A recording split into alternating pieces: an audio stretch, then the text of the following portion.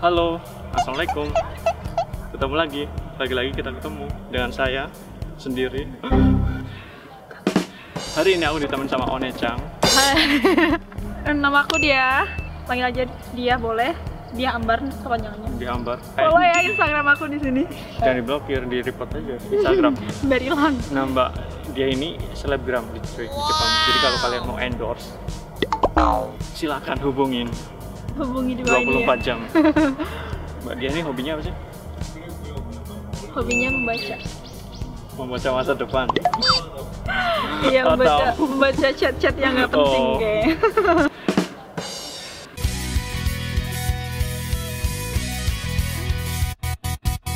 Kita hari ini mau bahas masalah kebiasaan-kebiasaan yang baru setelah tinggal di Jepang. Karena kebiasaan ini ternyata waktu di Indonesia nggak ngelakuin. Hai. Hai. Nomor satu yang bentar Kak. Kebiasaan baru setelah datang ke Jepang itu yang pertama, yang paling kelihatan banget itu adalah tata cara buang sampah. Kalau aku ya. Buang sampah. Karena, buang mantan nggak? Aduh, iya, karena sangat berbeda sekali cara pembuangan sampah di Indonesia sama di Jepang. Kalau di Indonesia kan semua bisa dijadiin satu tuh, yang bisa dibakar sama yang nggak bisa dibakar, udah aja langsung dibuang bareng kan. Iya, kalau di sini nggak, yang di sini bisa dibakar sama yang nggak bisa dibakar itu nggak boleh dijadiin satu. Boleh jadiin satu. Kalau dijadiin satu gimana? Nggak boleh, damai. Jadi mereka nggak boleh bersatu gitu ya? Nggak direstuin guys, Nggak jadi direstuin. harus. Oke. Gitu, dan kotak sampah di ruangan nggak cuma satu. Ada banyak, berapa? ada banyak yang botol sendiri, yang bisa dibakar sama yang nggak bisa dibakar tuh beda-beda. Beda sendiri, benar. Terus apalagi itu Kak, yang aku seneng dari Jepang itu tuh cara pembuangan sampah tuh ada kalender. Oh, jadwalnya. Ada jadwal buang sampahnya itu, tiap hari tuh beda-beda. Kalau misalnya hari Senin tuh yang bisa dibakar, terus keesokan harinya tuh yang nggak bisa dibakar. Jadi makanya di Jepang itu Nomor 2. apa tuh? Udah pakai Yubiwa. Ya, apa bahasa Jepangnya? Jangan keceplosan. Kebiasaan baru selanjutnya yaitu naik eskalator sebelah Kiri. Iya. Bener banget. Bener kan? Bener. Kalau sebelah kanan dipakai buat yang jalan, maksudnya yang nggak diem, yang buru-buru, yang lari-lari, yang mau ngejar masa lalu, ngejar masa depan gitu, nggak nyampe, akhirnya nggak bisa diem kan? Jadi sebelah kanan lah buat mereka. Tapi kalau di Osaka kebalikannya, sebelah kanan yang berdiri, yang diem, sebelah kiri buat yang jalan. Ngomong itu kenapa? Nah itu karena aku juga nggak tahu. Kalau misal kalian berdiri di jalur yang buat jalan gitu ya, nanti diklakson bisa. Digas sama yang di belakang.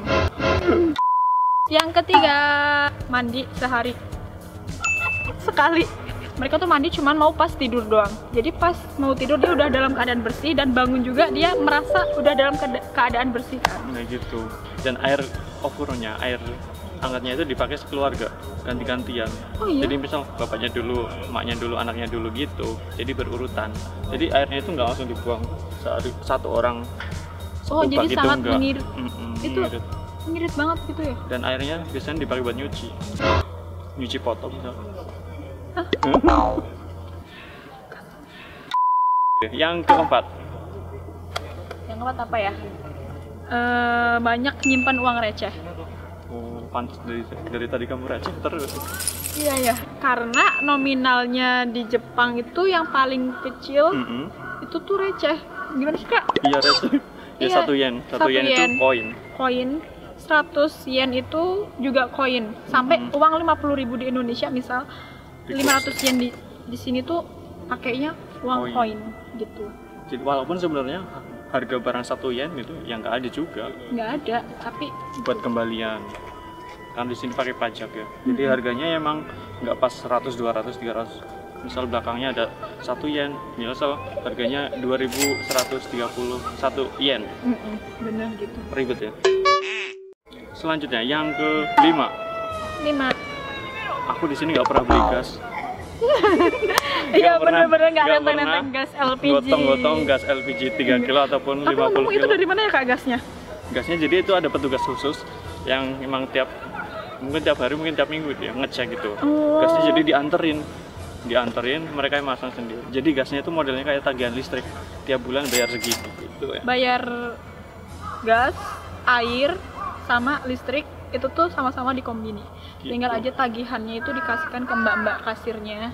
Terus mas kasir tinggal pencet aja kita oke gitu, langsung bayar uangnya. Oke, beres. Selamat datang di Indomaret. Yang ke-6, jarak dekat atau jauh kalau di Indonesia kita tempuh pakai sepeda motor. Mager dong di Indonesia. Kalau di sini enggak, sumpah di sini sebenarnya bisa ya. Bisa.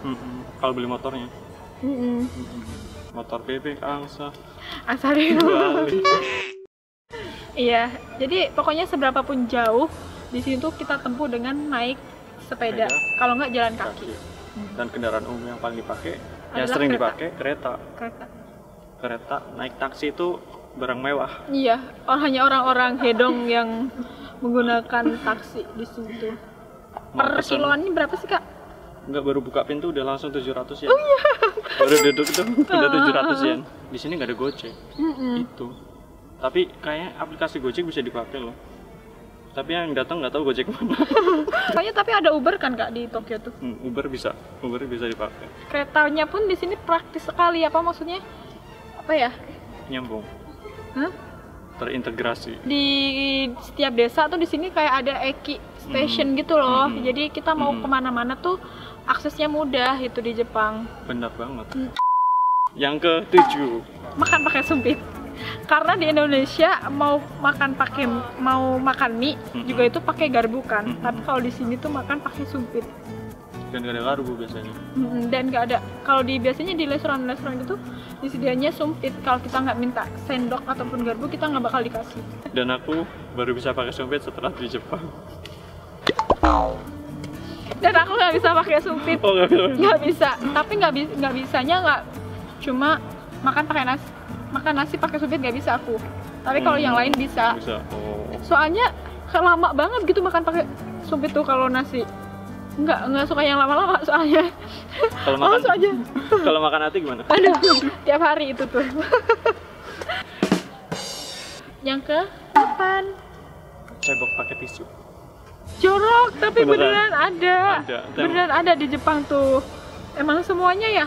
Semuanya. Semua. Kihong dasarnya tuh pakai tisu. Kalau ada air baru pakai air. Gitu. Jadi memang WC Jepang itu ya kering karena ceboknya pakai tisu. Terus apalagi guys yang jongkok itu tuh beda ya, Kak ya? Kalau di Indonesia menghadapnya tuh beda. Gimana sih? Bener. Jadi ditampung dulu itunya. Bukan di lubangnya ngeluarnya, gitu. tapi di ininya gitu. Ya, pokoknya di situ gitulah. Di situ baru nanti disiram. Jadi dan kalau dapat WC yang kayak gitu itu nggak ada washletnya loh, jadi nggak bisa bersihin pakai air. Kalau misalnya yang WC duduk biasanya kan ada washletnya, disemprot tuh bawahnya. Kalau yang WC tradisional Jepang itu nggak ada itunya, jadi pure kita pakai tisu. Kalau nggak tisu pakai batu. Jadi orang-orang Jepang itu cantik-cantik tuh ceboknya pakai tisu guys. Yang ke-9, kita biasa makan makanan mentah setelah di sini. Jadi emang praktis sih memang ya. Kayaknya beli di mall gitu. Ikannya tinggal diiris-iris tanpa digoreng langsung dimakan. Kalau di Indonesia kan harus ngulek bumbu dulu, harus goreng dulu. Ribet. Pokoknya buat teman-teman yang mager silahkan pergi ke Jepang dan kita nikmati makanan Jepang. Telur mentah, ikan mentah. Kadang aja itu nasi panas, ceplokin telur, makan. Ini itu tamago kake gohan. Enak, tapi aku belum pernah nyobain.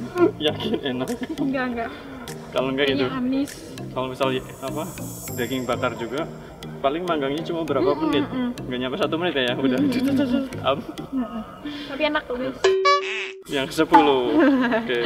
Adalah mandi nggak pakai gayung, jadi pakai shower guys.